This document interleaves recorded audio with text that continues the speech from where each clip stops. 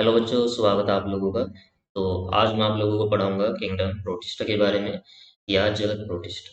तो इनके लक्षणों के बारे में आज हम लोग डिस्कस करेंगे। तो देखिए बच्चों, जो जगत प्रोटिस्टा है ये 5 जगत वर्गीकरण का ही एक जगत होता है, जिसके अंदर एक कोशिकीय यूकेरियोटिक जीवधारियों को रखा गया है। किसको रखा गया है इसके अंदर?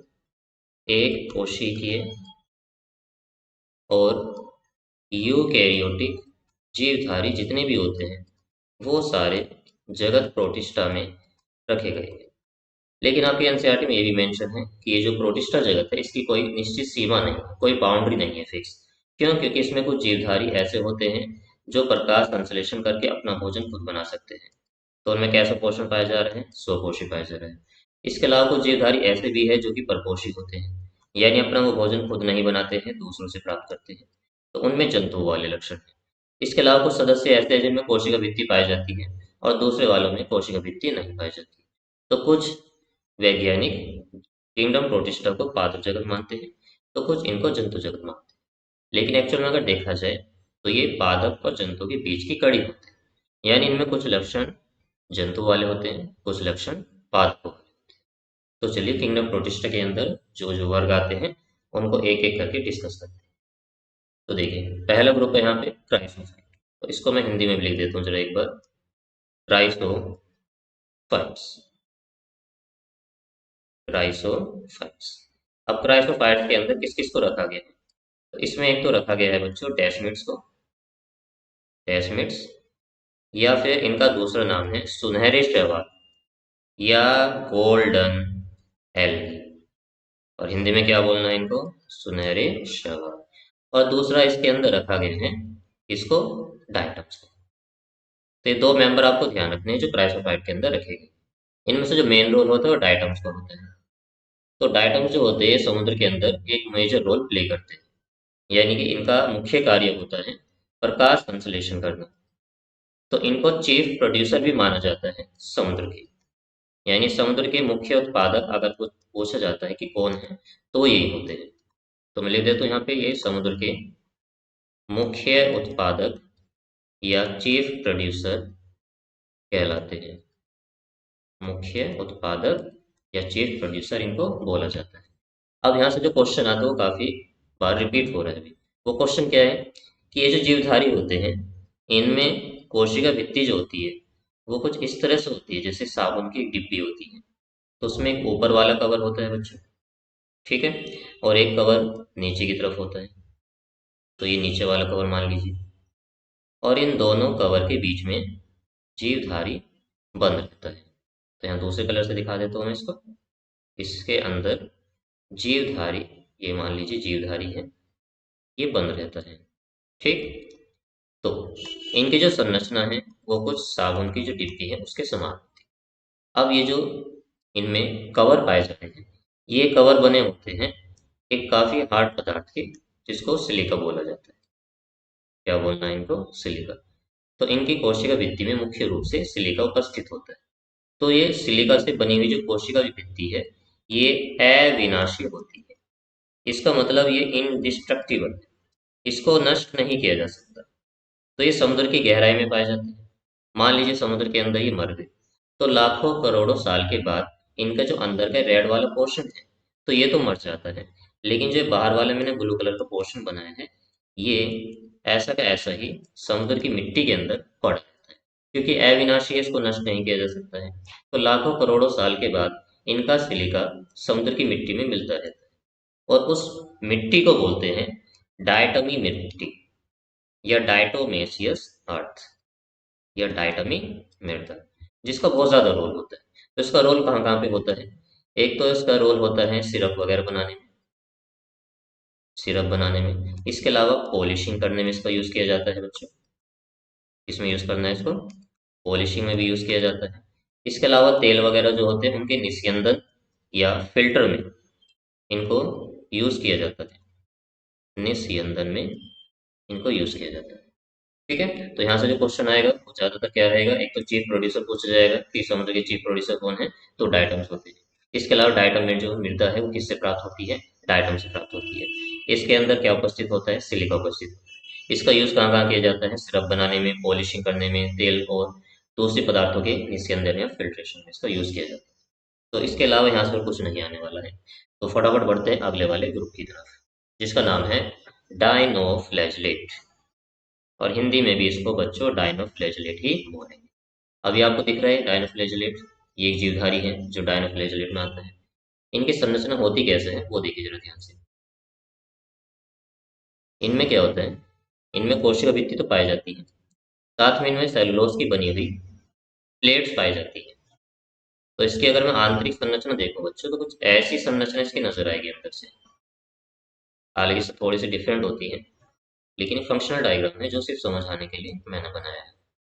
अब यहाँ पे इसमें क्या होता है, इसके अंदर दो तरह की कशाभिकाएं होती है। एक कशाभिका तो हॉरिजॉन्टली निकली होती है क्षैतिज रूप से, और दूसरी कशाभिका वर्टिकल होती है यानी कि ऊर्ध्वाधर होती है। और ये दोनों कशाभिकाएं इसकी चलने में और शिकार को पकड़ने में सहायता करती है। ठीक, तो एक कशाभिका को क्या बोलोगे आप? ये वाली कहलाती है ट्रांसवर्स फ्लैजिला। तो इसको आप अगर इंग्लिश में कर ले तो ज़्यादा अच्छा है। इसको हम क्या बोलेंगे? Transverse flagella.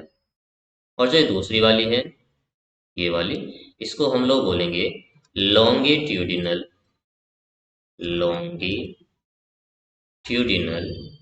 फ्लैजिला। अब बहुत से बच्चे कंफ्यूज रहते हैं कि सर लॉन्गिट्यूडिनल किसको बोलते हैं और ट्रांसवर्स किसको बोलते हैं। तो देखिए, आपने दो तरह के सेक्शन पढ़े हैं।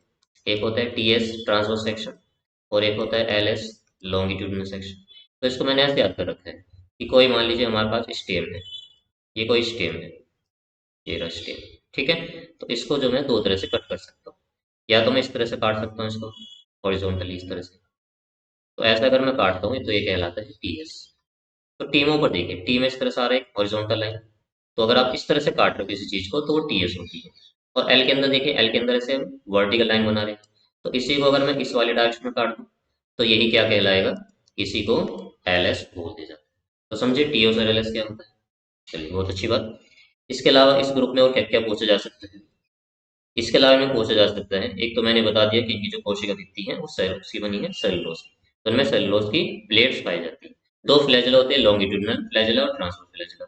क्या काम है इनका? चलने में सहायता करना और शिकार को पकड़ने में सहायता करना। ये भी प्रकाश संश्लेषण कर सकते हैं। इसके अलावा जो रेड कलर होते हैं, कुछ इनके मेंबर जो होते हैं वो रेड कलर का पदार्थ बनाते हैं। देखिए, कुछ जो मेंबर होते हैं इनके वो रेड कलर के होते हैं। तो ये जो रेड कलर वाली चीज है बहुत तेजी से समुद्र के अंदर गुणन करती है, जनन करती है। तो जो समुद्र की धारा है वो जो बहती है, तो हमें वो समुद्र की धारा लाल रंग की नजर आती है। वो लाल क्यों नजर आ रही है? क्योंकि उसके अंदर इनके बहुत सारे सदस्य गुणन करते जा रहे हैं, इनकी संख्या बढ़ रही है। तो रेड पिगमेंट को लगातार ये लाल वर्णा को रिलीज करते रहते हैं, जिससे समुद्र की धारा रेड कलर की नजर आती है। तो इस तरह की धारा को क्या बोला जाता है? लाल तरंगे या रेड टाइड्स। और ये बनाता कौन है? इनका एक मेंबर बनाता है, जिसका नाम आपको याद रखना है, गोनियोलेक्स। गोनियोलेक्स, ये इंपॉर्टेंट एग्जांपल है। इसके अलावा ये जो यहाँ पे पदार्थ होते हैं ये थोड़े से विषैले होते हैं। तो इनके संपर्क में अगर कोई जलीय जीवधारी आता है जैसे कि मछली वगैरह, तो जो मछलियाँ है वे मर जाती है। ठीक है, तो ये विषैले पदार्थ होते हैं। चलिए अगले ग्रुप की तरफ बढ़ते हैं। अगला जो ग्रुप है ये बहुत ज़्यादा इंपॉर्टेंट है, यूग्लिनोइड।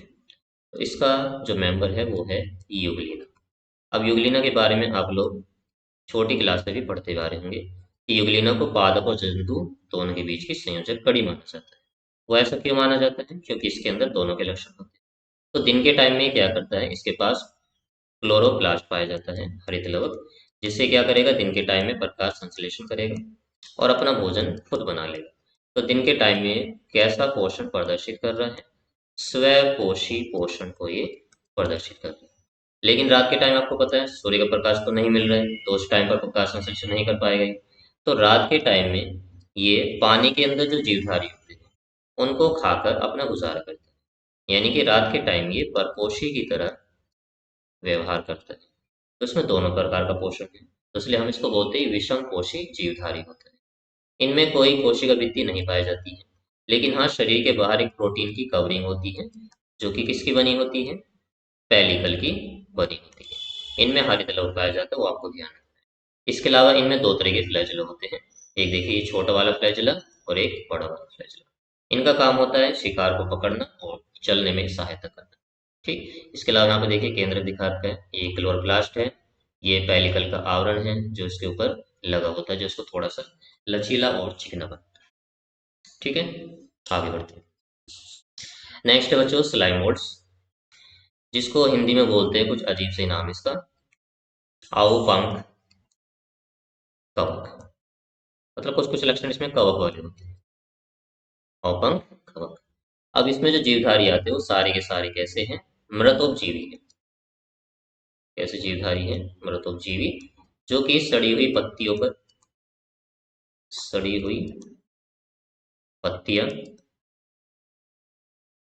या फिर जो लकड़ियां होती हैं उनके ऊपर ये ग्रो करते रहते हैं।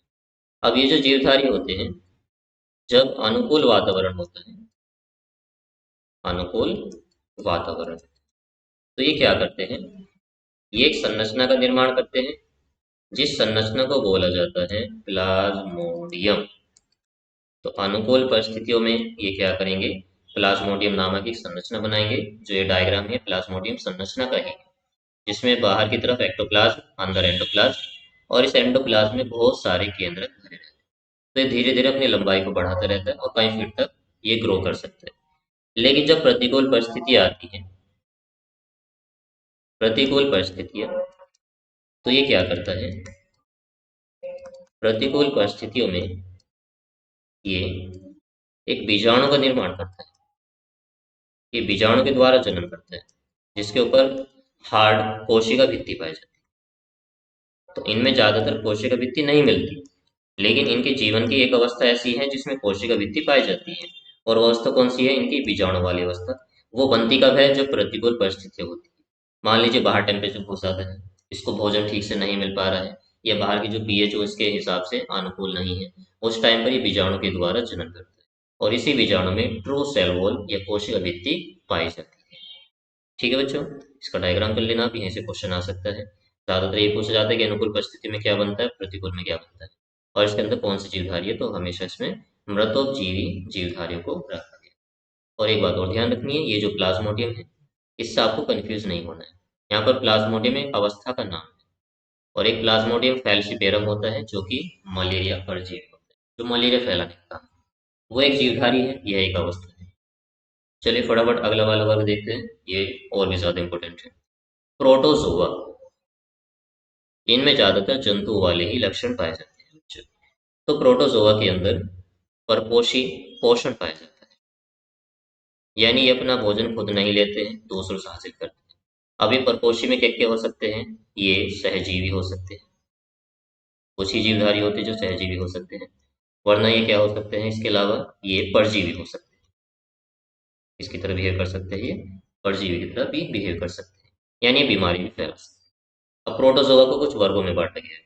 पहला वर्ग है अमीबॉइड प्रोटोजोआ। तो इसके जो जीवधारी है वो अमीबा के समान दिखाई देते हैं। अब जैसे यहाँ पर अमीबा के डायग्राम देख रहे हो आप, तो ये अमीबा है, जिसमें कोई भी सेल वॉल नहीं पाई जाती। अब कोशिका भित्ति नहीं है, तो इसकी जो संरचना है वो कुछ भी हो सकती है, तो इसकी संरचना को बोलते हैं अनियमित संरचना होती है। अमीबा जो होता है ज्यादातर जल में पाया जाता है। इसमें चलने के लिए कुछ अंग सहायता करते हैं, जिनको स्यूडोपोडिया, या हिंदी में क्या बोलते हैं, कूटपाद बोलते हैं, यानी पैरों के जैसे दिखने वाली संरचना है, जो इनकी खाना पकड़ने में और चलने में सहायता करती है। इसके अलावा अमीबा के अंदर एक स्पेशल संरचना और पाई जाती है, जिसको बोलते हैं संकुचनशील ध्वनि या कंट्रेक्टाइल वैक्यूल। ये क्या करती है, ये अमीबा पानी के अंदर रहता है। तो मान लीजिए बाहर का पानी इसके अंदर एंटर कर गया, तो अगर ज्यादा पानी अंदर एंटर कर जाएगा, तो ये अमीबा फूल कर फट सकता है और फिर इसकी डेथ हो जाएगी। तो होता क्या है कि जब ज्यादा पानी एंटर कर जाता है, तो कंट्रेक्टाइल वैक्यूल उस एक्स्ट्रा पानी को शरीर से बाहर निकाल देती है, जिसकी वजह से जीवधारी बच जाता है। और अमीबा जो होता है, इसको अमर जीवधारी बोला जाता है, क्योंकि इसकी नेचुरल डेथ नहीं होती है। हाँ, हम इसको मार सकते हैं जबरदस्ती, कोई केमिकल देकर या फिर कोई चाकू वगैरह इसको मारकर, कोई इंजेक्शन इसको मार, लेकिन इसकी नेचुरल डेथ नहीं होती। जैसे हमें बुढ़ापा वगैरह आता है, जब इसकी एक एज हो जाती है, तो ये अपने आप को विभाजित करके दो नए अमीबा बना देता है। इसके अलावा एक हमारी आंत के अंदर परजीवी होता है, जिसको बोलते हैं एंट अमीबा हिस्टोलाइटिका, ये खूनी पेचिश फैलाता है। हिस्टोलाइटिका, जिसमें दस्तों के साथ खून आने लगता है। ठीक है, तो एक एग्जाम्पल और ध्यान रखना है, एंटमीबा हिस्टोलाइटिका, जो कि परजीवी होता है। बाकी ये जो अमीबा है ये स्वतंत्र जीवी होता है, जो कि पानी में पाया जाता है। चलिए दूसरा मेंबर इसका पढ़ते हैं हम। दूसरे इसके मेंबर का नाम है सीलिएटेड प्रोटोजोआ। सीलिएटेड बोलते हैं यानी कि पक्षमापी प्रोटोजोआ। देखिए फ्लैजेला अलग होते हैं और पक्षमाप जो होते हैं ये अलग होते हैं। जो फ्लैजेला या फिर कशाभिका होती हैं वो काफी लंबी होती है और ज्यादातर वो चलने में या शिकार पकड़ने में सहायता करती है।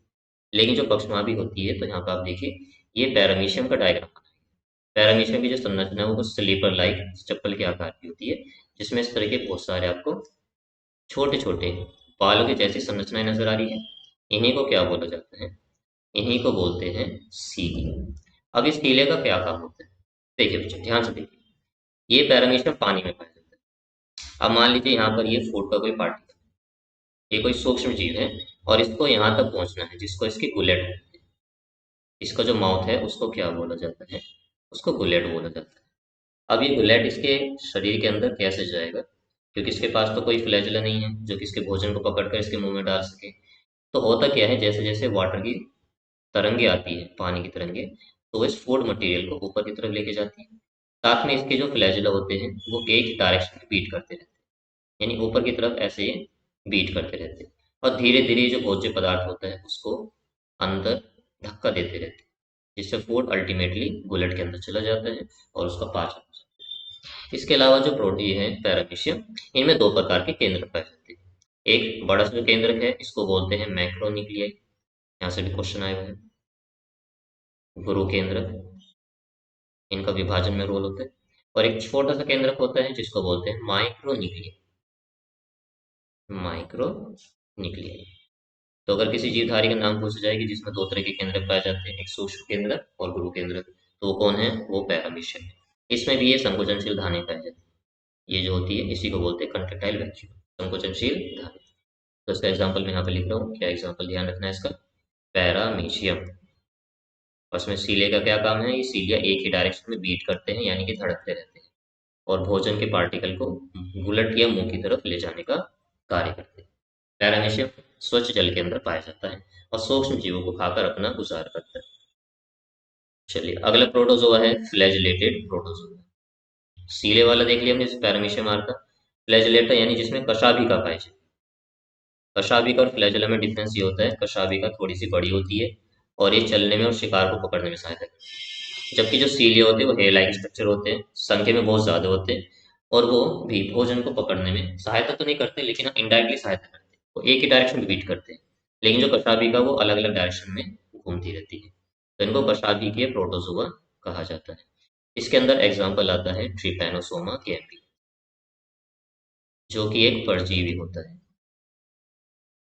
ट्रिपैनोसोमा कैम्पी, ये परजीवी होता है जो कि मनुष्य के अंदर एक बीमारी फैलाता है। उस बीमारी को बोलते हैं अफ्रीकन निद्रा रोग या अफ्रीकन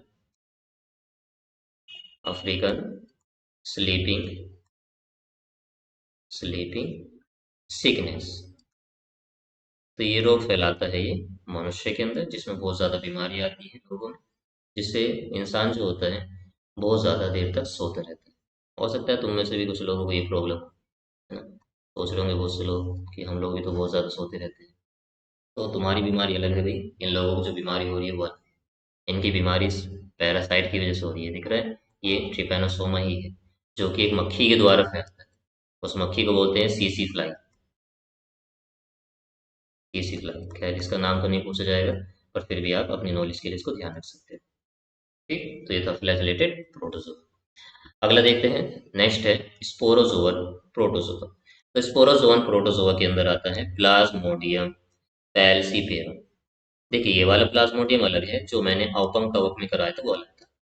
वो प्लाज्मोडियम एक अवस्था थी जिसमें कोशिका विभाजन होता रहता है और केंद्रक जो होता है वो एक ही कोशिका में बहुत सारे केंद्रक हो जाते हैं, तो उस अवस्था को प्लाज्मोडियम बोला जाता है। जबकि यहाँ पे प्लाज्मोडियम फैलसीपेरम एक परजीवी का नाम है, फैलसीपेरम, जो मनुष्य के अंदर क्या फैलाता है?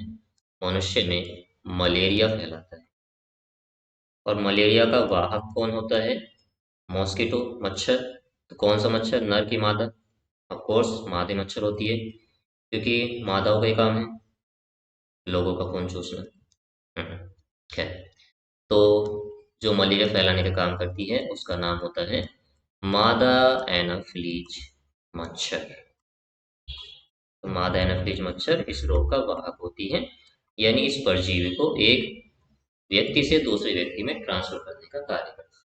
तो स्पोरोजोआ में जितने भी जीवधारी आते हैं वो परजीवी होते हैं, जो कि मनुष्य में दूसरे जीवधारी में बीमारी फैलाते हैं।